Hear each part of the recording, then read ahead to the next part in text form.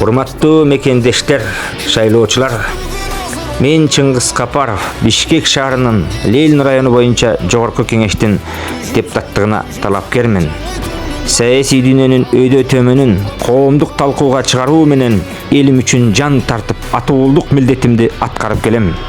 Бирок ал иш-аракет атуулдук позицияга бойдон калбастан Жогорку Кеңештин трибунасынан жаңырганы алдаганча эффективдүү.